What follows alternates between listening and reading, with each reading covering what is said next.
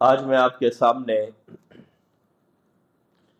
سیدنا علی بن ابی طالب رضی اللہ تعالی عنہ کے کچھ فضائل بیان کرنا چاہ رہا ہوں۔ حضرت سیدنا علی رضی اللہ تعالی عنہ کو اللہ ذوالجلال والاکرام نے بہت ہی مقام بخشا۔ رسول اللہ صلی اللہ علیہ وسلم کی زیر تربیت انہوں نے پرورش پائی، اور رسول اللہ صلی اللہ علیہ وسلم نے اپنی چہیتی بیٹی سیدہ فاطمہ الزہرا رضی اللہ تعالی عنہ کا نکاح ان سے کیا، اور رسول اللہ صلی اللہ علیہ وسلم کو ان سے بے انتہا محبت تھی۔ اور حضرت علی رضی اللہ تعالی عنہ وہ ہے جنہوں نے بچوں میں سے سب سے پہلے رسول اللہ صلی اللہ علیہ وسلم کے ساتھ مکہ مکرمہ میں نماز کی ادائیگی کی۔ بعد میں خلفائے راشدین میں پہلے خلیفہ سیدنا صدیق اکبر ہوئے، دوسرے خلیفہ سیدنا عمر بن خطاب ہوئے، تیسرے خلیفہ سیدنا عثمان بن عفان ذی النورین ہوئے، چوتھے خلیفہ حیدر کرار سیدنا علی بن ابی طالب رضی اللہ تعالی عنہم ہوئے۔ یعنی وہ مشن جس کی ابتدا محمد الرسول اللہ صلی اللہ علیہ وسلم نے کی، اسی کو صدیق اکبر نے آگے بڑھایا۔ جہاں پہ انہوں نے اپنا سفر ختم کیا، وہاں سے آگے حضرت عمر بن خطاب نے اپنا سفر شروع کیا، اور جہاں پہ انہوں نے اپنا سفر ختم کیا، آگے حضرت عثمان بن عفان رضی اللہ تعالی عنہ نے اپنا سفر شروع کیا، اور ان کی شہادت پر جو سفر ختم ہوا، بعد میں اس معاملے کو حضرت علی رضی اللہ تعالی عنہ نے آگے چلایا۔ حضرت سیدنا علی بن ابی طالب رضی اللہ تعالی عنہ کا جو دور خلافت ہے نہایت ہی پر فتن ہے۔ اندرونی سازشیں، بیرونی سازشیں ہمیشہ ہی امیر المؤمنین علی بن ابی طالب رضی اللہ تعالی عنہ کے خلاف ہوتی رہی، حتیٰ کہ ایسے لوگ بھی کھڑے ہو گئے جو حضرت علی رضی اللہ تعالی عنہ کو معاذ اللہ کافر سمجھتے تھے، کافر گردانتے تھے، جنہیں خارجی اور بلوائی کہا جاتا ہے۔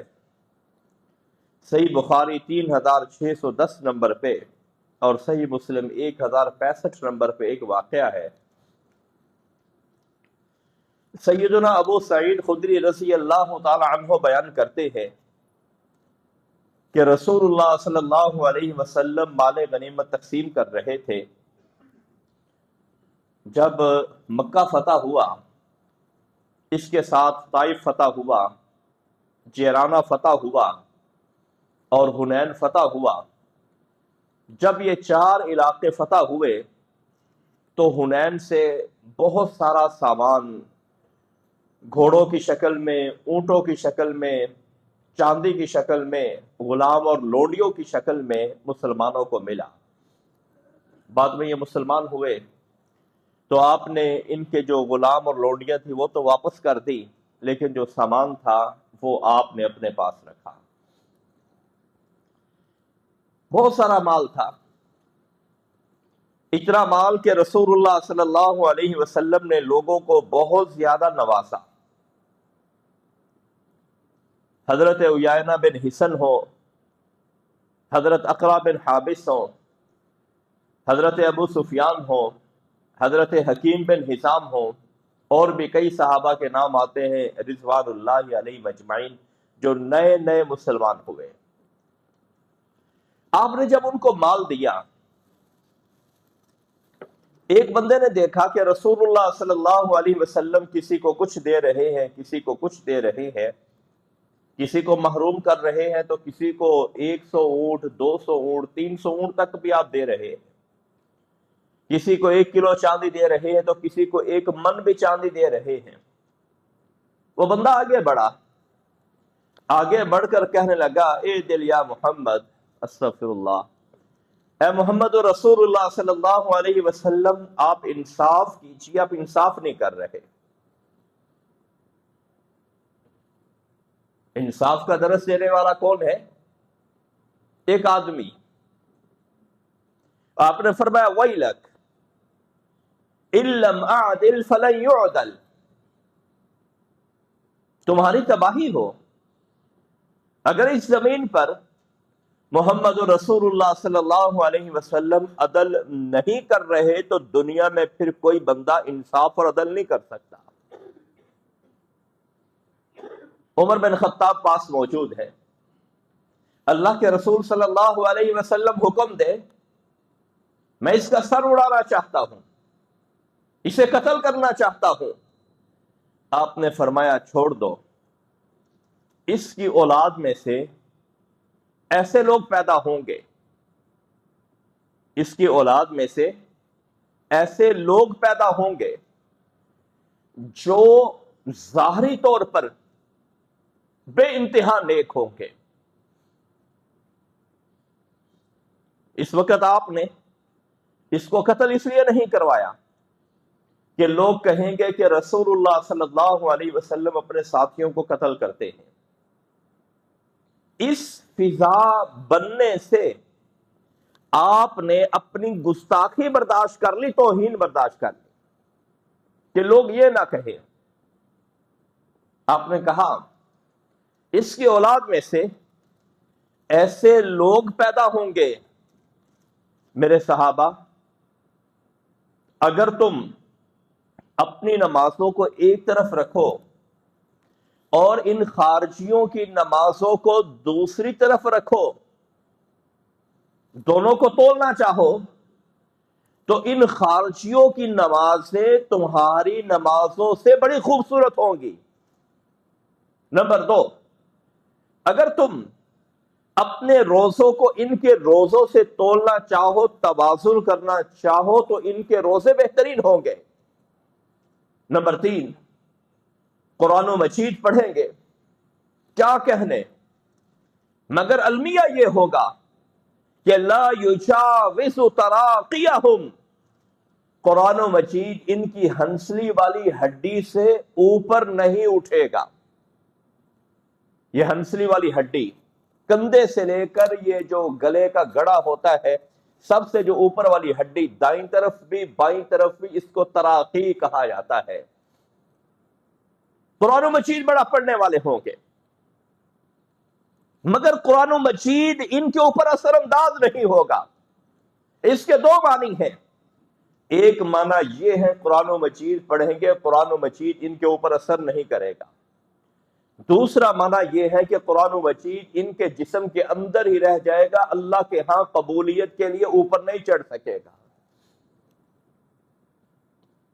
اللہ کے رسول صلی اللہ علیہ وسلم مزید ذرا وضاحت کیجیے۔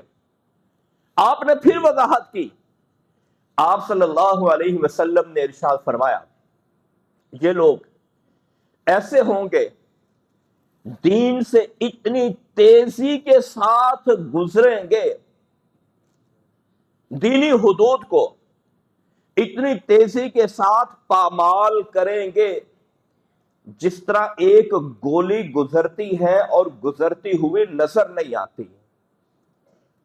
آپ نے ایک مثال دے کے سمجھایا۔ مثال کیا ہے؟ آپ نے ایک تیر کی مثال دی ہے، فرمایا ایک تیر ہے، آپ اس کو کسی جانور کا شکار کرتے ہیں اس تیر سے، یہ تیر جانور کے اندر سے اتنی تیزی سے گزرتا ہے، جب دوسری طرف نکلتا ہے اس تیر پر نہ خون کا نشان ہوتا ہے نہ گوبر کا نشان ہوتا ہے۔ اب تیر کو اٹھاتے ہیں، اس کی 4 جگہوں کا معائنہ کرتے ہیں، آپ کو ان 4 جگہوں میں نہ گوبر ملے گا نہ خون ملے گا۔ یعنی یہ لوگ دین سے اس قدر تیزی کے ساتھ نکلیں گے کہ دین کا کوئی اثر ان کے اوپر نہیں ہوگا۔ 4 جگہ کون سی؟ فرمایا اگر تم تیر کے سرے کو دیکھتے ہو جس پہ ایک تیز دھار آلہ لگا ہوتا ہے جو جا کر قتل کرتا ہے، یہاں تمہیں کچھ نہیں ملے گا۔ اور پھر جہاں پہ یہ جس طرح سرا ہوتا ہے، جس جگہ پہ یہ سرا لگتا ہے اس کو انی بولتے ہیں، انی، جہاں پہ انی فٹ ہوتی ہے، آگے سرا فٹ ہوتا ہے، اس جگہ کو دیکھو گے تمہیں کچھ نظر نہیں آئے گا، نہ خون نظر آئے گا، نہ گوبر نظر آئے گا۔ اب تیسری جگہ جو تیر کی سٹک ہے، تیر کی لاٹھی ہے جو بالکل سیدھی ہوتی ہے، اس جگہ پر دیکھو گے تمہیں کچھ نظر نہیں آئے گا۔ چوتھی جگہ فرمایا تیر کے پیچھے جو پر ہوتے ہیں جو تیر کو اڑا کر دور تک پھینکتے ہیں، اور عام طور پہ وہ تیر کا بڑا حصہ موٹا حصہ ہوتے ہیں، فرمایا ان پروں کو دیکھو گے تمہیں ان پروں پر بھی نہ خون ملے گا نہ گوبر ملے گا۔ مقصد کیا تھا؟ مقصد یہ تھا کہ یہ لوگ بڑی تیزی کے ساتھ دین سے نکلیں گے، لوگوں کو بھی نکالیں گے۔ یہ خود خارجی کا مطلب ہوتا ہے لوگوں کو اسلام سے خارج کرنے والا۔ تکفیری کا مطلب ہے لوگوں کو کافر قرار دے کے ان کے خون کو حلال سمجھنے والے۔ یہ خارجی اور تکفیری، یہ جو مسلمانوں کے اندر اس قسم کی دہشت گردی کرتے ہیں، یہ بھی اسی مشن کے اوپر چلنے والے ہیں جس مشن کے رہبر اعلیٰ نے حضرت محمد رسول اللہ صلی اللہ علیہ وسلم کو عدل اور انصاف کی تلقین کی تھی۔ آپ صلی اللہ علیہ وسلم نے اور جگہ پہ ان کی یہ نشانی بیان کی، فرمایا محلوق الرأس، ان کے سر منڈے ہوئے ہوں گے، حدثاء الاسنان، چھوٹی چھوٹی عمروں والے شیخ الحدیث بنے ہوں گے، فتوے دینے والے بنے ہوں گے، امت کے رہبر اعلیٰ بنے ہوئے ہوں گے۔ آپ نے ارشاد فرمایا انہی میں سے ایک بندہ ہوگا جس کا یہ بازو کٹا ہوا ہوگا، اس بازو کے اندر ہڈی موجود نہیں ہوگی۔ فرمایا تم اسے اور اس کے اس جھنڈ کو، اس کی اس جمعیت کو قتل کرو گے۔ آپ نے اس فتنے کی پیش گوئی کی۔ حضرت ابو سعید خدری رضی اللہ تعالی عنہ کہتے ہیں جس وقت میں نے رسول اللہ صلی اللہ علیہ وسلم کو یہ سنا کہ آپ نے یہ باتیں ارشاد فرمائی، میں انتظار میں رہا کہ کب یہ موقع آتا ہے۔ آپ نے حضرت عمر رضی اللہ تعالی عنہ کو اس کے قتل سے جو منع کیا، اس کی اولاد آگے بڑھے گی، اس کا مشن اور اس کی دعوت، اس کا پیغام آگے پھیلے گا۔ حضرت ابو سعید خدری رضی اللہ تعالی عنہ کہتے ہیں میں نے وہ دن دیکھا جس دن نہروان کی جنگ ہوئی، ایک طرف امیر المؤمنین علی بن ابی طالب ہیں اور ان کے ساتھ دیگر مسلمان صحابہ اور تابعین ہیں، اور دوسری طرف یہ خارجی لوگ، یہ تکفیری لوگ یہ موجود ہیں۔ اور جب ان کے بندے قتل ہوئے تو میں مقتولین کے اندر گھوم گیا۔ حضرت علی رضی اللہ تعالی عنہ نے بھی کہا اس بندے کو لایا جائے جس بندے کی پیش گوئی محمد رسول اللہ صلی اللہ علیہ وسلم نے کی تھی کہ اس کے جد امجد نے رسول اللہ صلی اللہ علیہ وسلم کو عدل و انصاف کا کہا تھا۔ کہنے لگے جو مقتولین پڑے ہوئے تھے ان میں سے ہمیں وہ بندہ بھی مل گیا جس کی رسول اللہ صلی اللہ علیہ وسلم نے نشاندہی کی تھی کہ اس کی اولاد میں سے ایک ایسا بندہ ہوگا جس بندے کا بازو کٹا ہوا ہوگا اور جو بازو باقی ہوگا موجود ہوگا اس بازو کے اندر بھی ہڈی موجود نہیں ہوگی. اس فتنے کی سرکوبی کی تو حضرت سیدنا علی بن ابی طالب رضی اللہ تعالی عنہ نے سرکوبی کی. اس فتنے کا مقابلہ کیا. سیدنا علی رضی اللہ تعالی عنہ نے مقابلہ کیا. ایک اور واقعہ اسی طرح کا آپ کو سناتا ہوں. امام احمد بن شعیب النسائی رحمہ اللہ، سنن نسائی والے، ان کی حدیث کی ایک چھوٹی سی کتاب ہے جس کا نام ہے فضائل امیر المؤمنین علی بن ابی طالب رضی اللہ تعالی عنہ. اس کے اندر انہوں نے ایک واقعہ ذکر کیا. امیر المؤمنین علی بن ابی طالب کو اطلاع ملی کہ 6000 بندہ آپ کے خلاف بغاوت پہ آمادہ ہو چکا ہے، آپ کو کافر قرار دے چکا ہے، آپ کے ساتھیوں کو کافر قرار دے چکا ہے.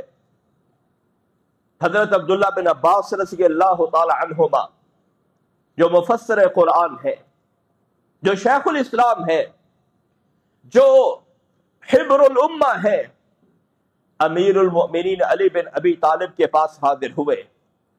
کیا مجھے اجازت دے میں جا کر ان سے مذاکرات کرتا ہوں، ان سے مناظرہ کرتا ہوں، بحث اور جدال کرتا ہوں. امیر المؤمنین فرمانے لگے عبداللہ تم نہ جاؤ، جو لوگ مجھے کافر قرار دے رہے ہیں وہ آپ کا لحاظ کیسے کریں گے؟ کہنے لگے آپ مجھے جانے دیجیے. عبداللہ بن عباس کہتے ہیں میں نے خوبصورت لباس سے ویتن کیا. دوپہر سے پہلے 12 بجے کے لگ بھگ میں ان کے پاس پہنچا اور وہ قیلولہ کرنے کی، دوپہر کو سستانے کی تیاری کر رہے ہیں.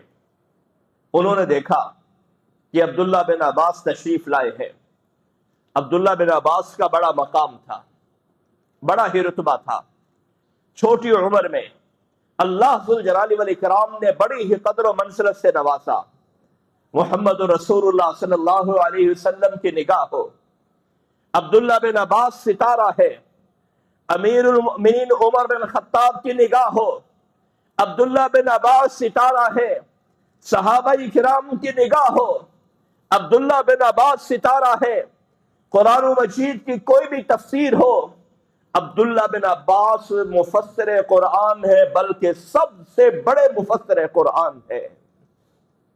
صحابہ اکرام سے جو قرآن مجید کا مسئلہ تفسیر حل نہ ہوتی، عبداللہ بن عباس رضی اللہ تعالی عنہما کی طرف رجوع کیا کرتے کہ آپ رہنمائی فرمائیے. سبب کیا تھا پیچھے؟ محمد رسول اللہ صلی اللہ علیہ وسلم کی پاکیزہ اور مقبولیت والی دعا تھی.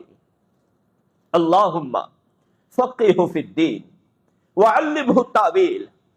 اللہ یہ میرا خادم ہے، اسے دین کی گہرائی عطا فرما دے، اور علمہ التاویل، اسے دین کی صحیح تعبیر عطا فرما دے. اور دین کی گہری باتوں کا علم ہونا یہ اللہ ذوالجلال والاکرام کا بہت بڑا فضل ہے. سطحی باتوں کا علم ہونا ٹھیک ہے، اپنی جگہ پہ اس کی حیثیت ہے، لیکن گہری باتوں کا علم ہونا، یوں کہیے دین کا بڑا عالم ہونا، قرآن و مجید کا بڑا مفسر ہونا، حدیث کا بڑا شیخ الحدیث ہونا، یہ اللہ ذوالجلال والاکرام کا خصوصی فضل ہے، اللہ کا انتخاب ہے، جس کو چاہتا ہے منتخب فرماتا ہے. عبداللہ بن عباس ان کے پاس پہنچے. عبداللہ بن عباس کو دیکھ کر وہ خوش ہوئے. مناظرہ شروع ہوا. علمی باتیں ہیں، میں اس طرف نہیں جانا چاہتا. 3 باتوں پہ ان کو اعتراض تھا. ایک، حضرت علی رضی اللہ تعالی عنہ کو انہوں نے فیصل کیوں مانا ہوا ہے، جج کیوں مانا ہوا ہے. اور دوسرا، حضرت عائشہ کے بارے میں ان کو اعتراض تھا کہ حضرت علی نے ان سے کیوں جنگ کی ہے. اسی طرح کے کچھ علمی اختلافات تھے، اعتراضات تھے. سیدنا عبداللہ بن عباس رضی اللہ تعالی عنہما ان کے ایک اعتراض کا جواب دیتے ہیں. دوسرے اعتراض کا جواب دیتے ہیں، تیسرے اعتراض کا جواب دیتے ہیں۔ جب انہوں نے 3 اعتراضات کے جواب دیے، ان میں سے جو 6000 بندے تھے، 2000 بندے دوبارہ مسلمان ہو گئے۔ یہ عبداللہ اب ٹھیک کہتے ہیں، 4000 وہ بندہ تھا جنہوں نے اپنی دھڑا بندی نہیں چھوڑی، جنہوں نے اپنی جمعیت نہیں چھوڑی کہ ٹھیک ہے جی ہمارے مفتی صاحب جس طرح کہیں گے ہم اسی طرح کریں گے۔ پھر حضرت علی رضی اللہ تعالی عنہ نے ان 4000 بندوں کے خلاف جنگ کی، جو اپنے آپ کو مسلمان کہلانے والے، اپنے آپ کو حضرت علی رضی اللہ تعالی عنہ سے زیادہ عقل مند سمجھنے والے، اپنے آپ کو اسلام کا زیادہ متعارف سمجھنے والے اور زیادہ بڑا عالم سمجھنے والے 4000 بندے، جنہوں نے حضرت عبداللہ بن عباس رضی اللہ تعالی عنہ کی بات کو بھی تسلیم نہ کیا۔ یہ وہ پس منظر تھا حضرت علی رضی اللہ تعالی عنہ کے دور خلافت کے اندر۔ اسی طرح ایک ایسا گروہ بھی پیدا ہوا، ایک یہ انتہا ہے کہ علی معاذ اللہ استغفر اللہ کافر ہے، ان کے ساتھی بھی کافر ہے۔ دوسری انتہا کیا تھی کہ علی کو الہ مان لیا، علی کو معبود مان لیا گیا۔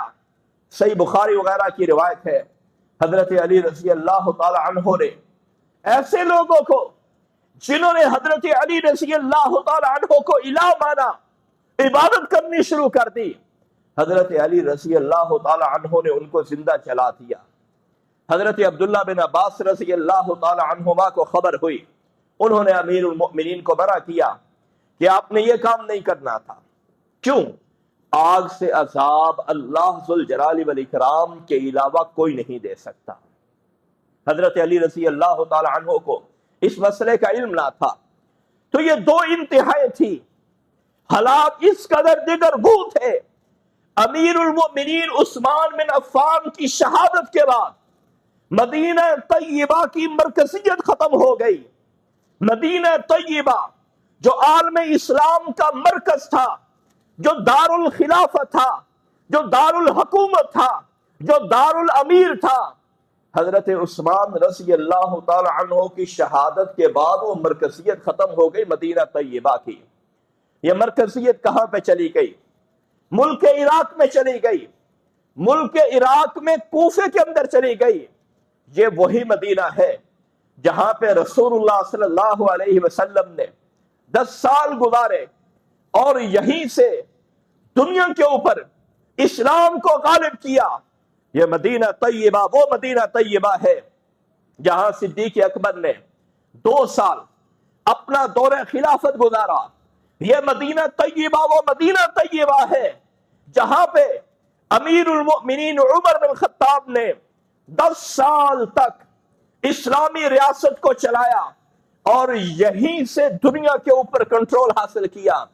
یہ مدینہ طیبہ وہ مدینہ طیبہ ہے جہاں پہ امیر المؤمنین عثمان بن عفان نے تقریباً 12.5 سال تک خلافت کی ہے۔ اس مدینہ طیبہ میں رہ کر یہ دار الخلافہ تھا۔ بعد میں حالات نے ایسا پلٹا کھایا، امیر المؤمنین علی بن ابی طالب کو مدینہ طیبہ کی مرکزیت ختم کرنا پڑی۔ ان کو ملک عراق کو اپنا مسکن بنانا پڑا، کوفہ کو اپنا مسکن بنانا پڑا، اور بعد میں حضرت علی رضی اللہ تعالی عنہ کی بھی جو شہادت ہوتی ہے ایک خارجی کے ہاتھوں ہوتی ہے۔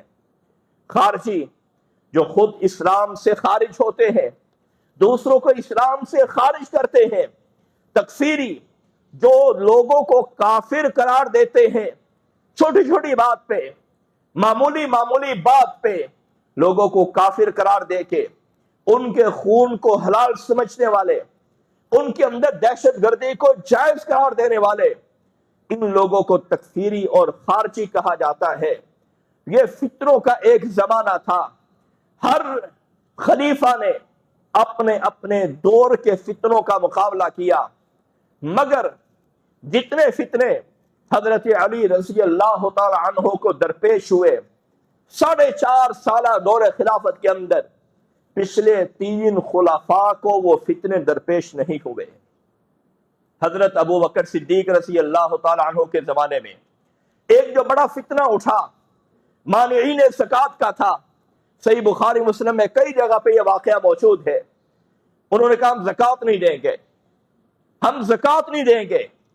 امیر المؤمنین ابو بکر صدیق نے کہا میں زکوٰۃ لوں گا، واللہ لَتَعُدُّنَّ عِقَالًا، اللہ کی قسم زکوٰۃ کے اندر وہ رسی جس رسی سے اونٹ کا گھٹنا باندھ کے اونٹ کو لاک کیا جاتا ہے کہ یہ بھاگے نہ، محمد رسول اللہ صلی اللہ علیہ وسلم کے زمانے میں اگر یہ رسی بیت المال کے اندر جمع ہوتی تھی، آج اگر یہ رسی بھی نہیں دو گے ابو بکر صدیق تمہاری گردن تمہارے جسموں سے اتار دے گا۔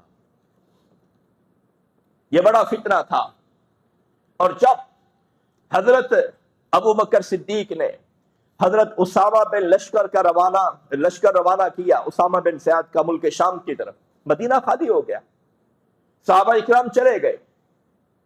حضرت ابو بکر صدیق کے بارے میں آتا ہے 100-150 بندہ ان کے پاس تھا، صدیق اکبر اسلامی پرچم کو تھامے ہوئے دن رات ان لوگوں کی سرکوبی کے لیے نکلے، ان لوگوں کو قتل کیا، ان لوگوں کو کان ہو گئے۔ اگر ہم نے زکوٰۃ نہ دی تو صدیق ہمیں نہیں چھوڑے گا۔ صحابہ بیان کرتے ہیں ہم نے دیکھا وہ قبائل، وہ جتھے، وہ خاندان جنہوں نے کہا جو بھی نئے نئے مسلمان تھے ہم زکوٰۃ نہیں دیں گے، صبح سویرے سارے اپنی زکوٰۃ اپنے اونٹوں پہ لاد کے مدینہ طیبہ بھیج رہے ہیں۔ اس وقت حضرت عمر نے کہا کہ ابو بکر آپ کیسے ان سے جنگ کر سکتے ہیں؟ یہ لا الہ الا اللہ محمد رسول اللہ صلی اللہ علیہ وسلم پڑھنے والے ہیں۔ حضرت صدیق اکبر نے کہا اللہ نے ان کو نبوی بصیرت عطا فرمائی تھی، میرے الفاظ پہ غور کیجئے، اللہ ذوالجلال والاکرام نے صدیق اکبر کو نبوی بشارت عطا فرمائی تھی، نبوی بصیرت۔ جو رسول اللہ صلی اللہ علیہ وسلم کی سوچ ہوتی وہی صدیق کی سوچ ہوتی۔ حضرت ابو بکر صدیق نے کہا عمر آج یہ زکوٰۃ کے انکاری ہے، کل کہیں گے حج منسوخ ہو چکا، پرسوں کہیں گے رمضان کے روزے نہیں ہیں، چوتھ کہیں گے ہم نے نماز ہی نہیں پڑھنی۔ اگر آج ہم نے ان کے سامنے بند نہ باندھا، اسلام کے جو 5 ارکان ہیں ان 5 ارکان میں سے جو ایک رکن کا اب انکار ہو رہا ہے، باقی 3 یا 4 کا بھی آپ انتظار کیجئے۔ بعد میں حضرت عمر رضی اللہ تعالیٰ عنہ کہنے لگے کہ صدیق اکبر کا فیصلہ بالکل درست تھا۔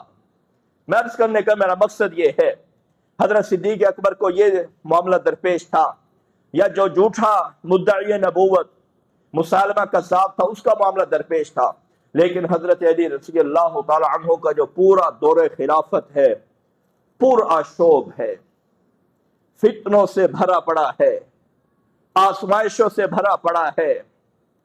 کسی نے پوچھا کہ علی، ابو بکر اور عمر کے زمانے میں، عثمان کے زمانے میں فتوحات بڑی ہوئی، سبب کیا ہے؟ حضرت علی رضی اللہ تعالی عنہ عرض کرنے لگے، ارشاد فرمانے لگے ان کے ساتھی علی جیسے تھے اور میرے دور خلافت میں جو ساتھی ہیں تم جیسے ہو، جن کے ساتھی تم جیسے ہو، انہوں نے دور خلافت کے اندر فتوحات کیا کرنی ہے، اسلامی سرحد کو کیا پھیلانا ہے۔ یہ وہ بنیادی سبب تھا جس کے لیے اس زمانے کی سب سے مناسب ترین اگر کوئی شخصیت تھی، اگر کوئی بہترین قائد تھا تو وہ خلیفہ راشد حضرت علی بن ابی طالب رضی اللہ تعالی عنہ تھے۔ اللہ ذوالجلال والاکرام ان بزرگ شخصیات کا ہمیں ساتھ عطا فرمائے۔